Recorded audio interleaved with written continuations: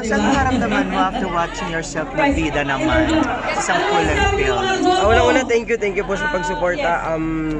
Siguro hindi pa siya masyado nagsisink in parang speechless pa rin ako ngayon. Nakita ko ulit yung mukha ko sa malaking screen. Parang emotional kaya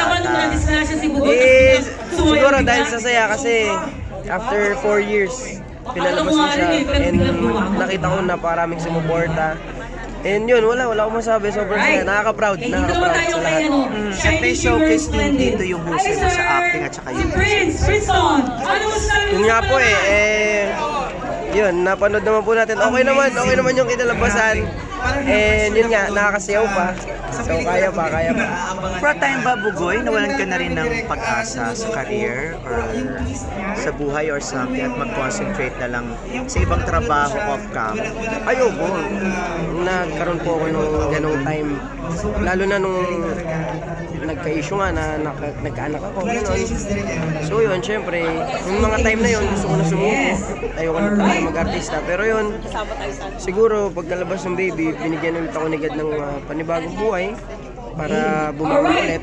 Tapos yun, dinire-diretso ko na kung ano yung binigay sa akin ni God. So nagtuloy-tuloy, okay naman. Paano tuloy-tuloy? Paano okay? Bumalik ulit ako sa pag-artista, bumalik ulit ako sa mga racket, sa show, sa out of town.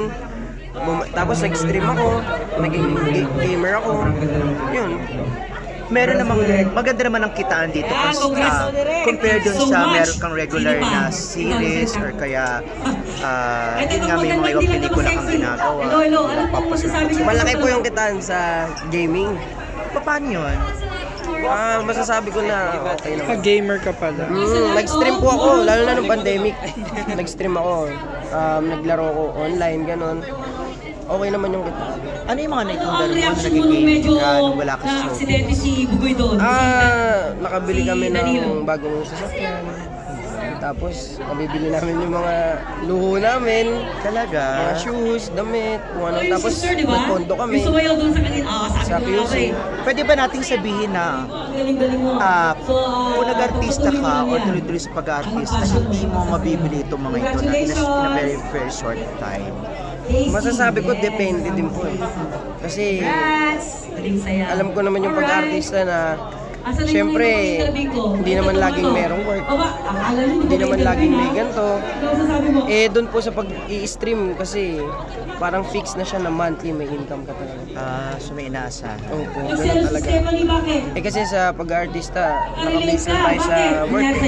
Nakabase lang tayo kung kailan tayo may teleserye, may movie, may guesting. Nakita ko maganda yung chemistry niyo ni Bella, no? Parang may spark, tipong ganon. So nanghinayang ka ba na ito, di ba? Una wala siya dito. Yun nga, wala, sayang. In-invite nyo ba? In-invite na direct. In-invite naman. May schedule? Oo, hindi, tsaka nasa Italy at Milan. Doon nata sila. Hindi na masyado nagkaintindihan si Direk tsaka yung management ata ni Ben. Na-disappoint ka naman ba? Or parang nanghinayang sa... Sa akin, hindi naman ako na-disappoint kasi naiintindihan ko naman si Ben. Naiintindihan ko yung management niya kasi dati nung nasa management ako, talagang siyempre, mahigpit talaga sila. Gusto nila, nakafocus sila sa artista nila, maganda yung image. So, kaya naintindihan ko naman yung side ni Ben.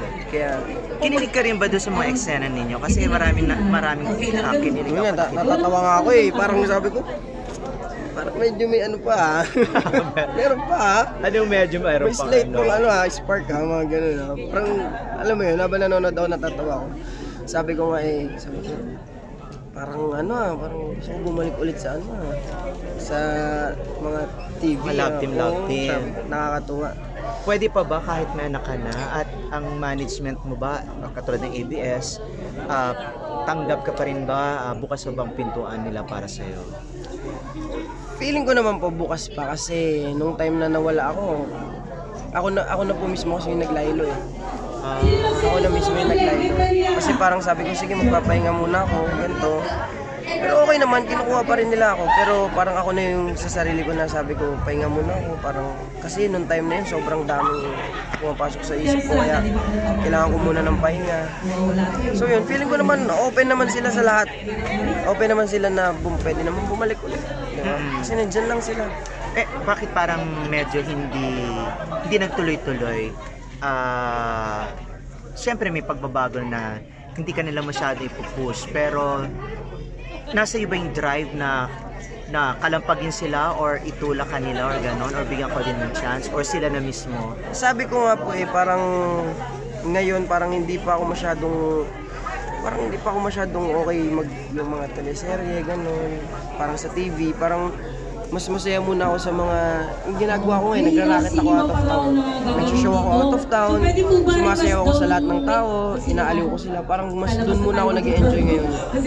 So parang doon muna yung forte ko. Pero siguro kung bibigyan ng chance siguro na mag-acting ulit, why not i-grab natin ng i-grab? Hindi mo naisipang lumipat ng GMA7? Dapat po. Dapat mag-GMA ako. Kaso parang gusto nila parang Pumayat. bawas kain, pumayat gano'n. May ginagawa ka na ba para ma-achieve yan? Nagbabasketball, tapos nagbabawas sa mga rice. Parang nakita ko sa screen after 5 years, parang bumilog ka yata. Yun nga yung sabi ko, after 5 years, parang iba nga talaga. Parang literal na naging businessman sa totoong buhay. Di ba yung mga businessman, parang nagiging chubby, kasi ang dami nang kinakain. Tapos busy sila. Sabi ko, parang totoong buhay parang after 5 years talaga ito itsura ko kasi after 5 years talaga yun yung movie. Kaya yun. Ikaw ba, Bugoy, since na medyo nasa 21 ka na, di ba, nung sa mga sexy, willing ka naman na may ibang image, o gusto mo lang maging wholesome forever, mga ganon, dahil nga baby face ka or something? Ayoko po. Ayoko po. Okay na yung yung gusto ko kasi iniidolo nila ako as magaling sumayaw, magaling umacting. So siguro dun po talaga. Kontrabida hindi mo gusto? Parang pwede nga din yung mga... Mas gusto mo ng kontrabida kaysa Pwede ka. Mas gusto ko yun kaysa yung mga... Kasi mas magaling ako yung parang paggalit ka, di ba? Yung pang kontrabida yung mga parang okay din. Paano binago ang buhay mo? Paano binago ng attitude mo yung mga nangyari sa'yo? Siguro po mas naging matured. Hindi ko naman siya matured, pero mas siguro konti. Kasi mas naging maano ako sa pera, maalaga. Di na ako masyadong bili ng ganito. Dati nung wala pa akong anak, wala pa akong family, talagang lahat ng gusto ko binibili ko ngayon pag bibilin ko isang bagay, parang 10 beses ko Pinag-iisipan mo. Hindi ko muna siya bibilin kaagad, siguro ganun. And syempre mas naging naka-focus ako sa kanila. Na gusto ko naalagaan ko sila, ganun. Engaged ka na ba? Opo. Kailan pa? Nung September 3 nagdebut ako. Tapos sinabay ko doon. Kasi nandun lahat ng friends ko. Hashtags, yung mga close friends ko sa Cavite, dito sa QC. Yung ba yung presko na una? Hindi. Iba pa? Opo, iba pa. Iba pa. Okay. Kasi nagdebut ako September 3. Tapos sinabay ko na siya. Ba't ka nag-decide na mag-engage na this time? Ilang years na rin po kami. Gaano katagal ba? 7 ata, 6. Okay. Yun. Sabi ko naman, syempre, yung partner ko parang 25 na ata. Ako 21. So syempre, tayo yung mag-a-adjust. Kasi ayoko naman na ikakasal kami, masyado na siyang May edad. may edad, di ba? So syempre, tayo mag-a-adjust. Kaya nag-decide na rin ako na, tsaka sabi ko naman, siya makakasama ko habang buhay. Saan niyo ginawa yung, magbigay ka ng detalye kung saan niyo ginawa yung Engagement. Sa may QC po, kasi dapat debut ko lang talaga. Napaisip ako, sabi ko, bakit kaya hindi ako mag-propose? Sabi ko. Tapos yun, lagi kami nagsisimba sa Baclaran. Kada Wednesday ng 12. So yun, nag-pray lang ako. 3 months yun bago mangyari yung birthday. Tapos nag-pray ako, sabi ko, Lord, bigyan mo akong sign na magpo-propose na ako. Tapos yun, may dalawa akong kaibigan na nakipag-inuman sa akin. Sinabi nila na, Bugoy, mag-propose ka na. Kasi ilang taon na rin si EJ. So, ikaw dapat yung mag-adjust. Tapos yun yata yung binigay sa akin ni Lord na sign na may nagsabi sa akin dalawang kaibigan ko. Tapos yun, pinlalo na namin. Kaya yun, successful naman po. So saan at kailan nyo balak ikasal? At kailan? At kailan? Saan at Saan kailan? at kailan? Paano? Sabi niya next year. 2 years. 2025. 2025. 2025. At saan niyo balak gusto? Gusto, church wedding po. Church Sa wedding. church, sa Baclaran ba to? Baka sa Tagaytay yata or silang mga ganun something. Bakit gano'ng katagal pa? 2025 Oo nga. pa. 2 years pa po. Siyempre pa, kakatapos na ng debut. Ang laki na nagastos ko sa debut. Pa, siguro ipon konti para okay lahat nung sa kasal. Para bongga. Ilang karat yung engagement ring? Ilang karat yung engagement ring? Wala po, ano lang yun. Sa ano lang po yun, Divisoria po. Totoo, divisor. Totoo. Hindi, Joke lang. Hindi Oo. pinili ko po yun sa friend ko. Pinag-ipunan mo naman siya. Inutang mo, pinag-ipunan mo. Hindi naman po. Nasa pera talaga, nakaano na siya. Nakaano. Nakatabi na siya talaga. Para dun. Ayan. May kasunod ka na bang project after this? Actually, meron akong movie eh. Kasi, bago ipalabas tong movie, bago ay mag-taping ulit nung after 5 years, may ilang movie akong ginawa eh. May Cinemalaya, short film, tapos meron pa akong isang movie na ipapalabas ata sa Netflix. Pero hindi pa namin natatapos yung taping. Kaya, tsaka mas gusto ko po muna yung parang movie muna. Guest muna. Ayaw mo na mag-teleserye talaga, kasi medyo...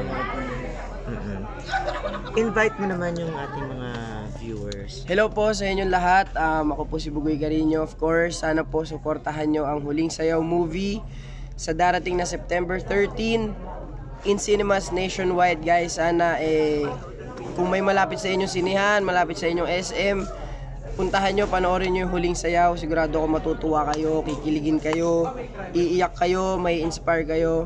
Lahat makaka-relate, lalo na yung mga dancer.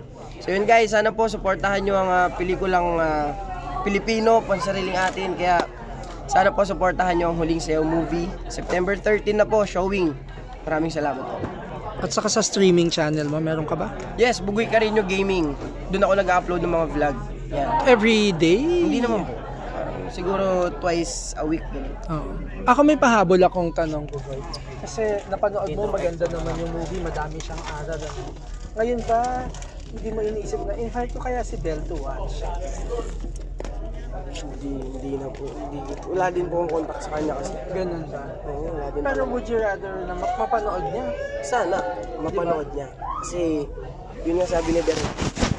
Kasi ang sinasabi ata ng management na parang konti lang yung exposure ni Belle. Hindi, dami ko. Diba, madami.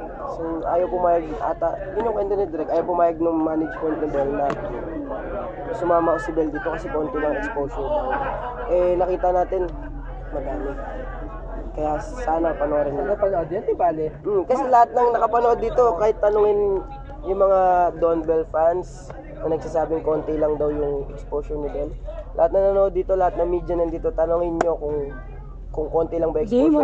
At saka alam mo, supportive sa inyo ang Don Bell fans. Sa totoo lang. Kasi nung in-upload ko yung video nyo, di ba in-interview kita last time, wala akong nakuhang nega na remark. At least. Kung ba kahit na may ka-love team si Belle, supportive sila. Mababait naman sila kasi. Sabi nila, basta andun si Belle, support Oo, kami. mababait naman kasi. Tsaka naiintindihan naman talaga nila yung side ni Belle. Tsaka kami naman naiintindihan naman namin. Wala nang problema yun, di ba? Gusto lang talaga namin mapalabas to kasi ilang taon na to. Kaya, di ba? Maano lang, matawid na. Di ba nakakagulat yung scene niya na naksidente siya tapos bigla siyang bumangon at gumaling siya sumayaw. Doon ako na-amaze. Nagulat ako doon. Akala ko diretso na aksidente ka na. Yung pala, naisip ko po yung bigla mukha ka niyo eh. bumangon. Di ba? Pag Oo, kasi nakita ko dugo-dugo na yung medyo ano na eh. naisip ko yung mukha mo eh, tita eh. Oo, di ba? Kita mo? Kung nakita ko yung mukha niyo, gusto ko na bumangga. Teka, dito tayo nakita dito tayo nakita kay Mama Mimi. Di ba? Oo. Pa-picture dito. Sige, picture ako kayo. Pero kung may nagpayat ka na, Ang lit-lit lang niya dati, di ba? Ang lit-lit niya dati, tinawag cute pa rin hanggang ngayon, baby face pa rin eh. pwede ako magpag-video. Papawis lang. Pwede akong magpa-message sa friend ko kay James Mesias. Ano siya? Vlogger, gamer siya. I-encourage mo lang siya. Ituloy yung James game. Mesias. Ituloy yung game niya. Yung pag-stream niya. 1, 2, 3, go. Hello James Mesias, I'm Bugoy Carino. Gusto lang itang i-shoutout and of course, sana like ka mag-iingat and pagpatuloy mo lang yung pagiging gamer mo, mag-stream ka, magtyaga ka lang hanggang sa maging katulad ka ng mga idol mong streamer. Tsagayin mo lang, idol. Makakamit din natin yung mga pangarap natin, di ba? So yun, at huwag mo isipin na wala kang viewers, wala kang ganito. Isipin mo yung sarili mo, paano mo mapapaangat, di ba? So yun, keep it up, idol. Sana magkita tayo soon and God bless you. Salamat. Okay naman yung movie. Okay naman. Oh, okay naman siya.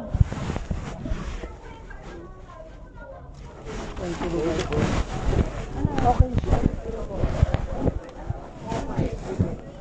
Hello.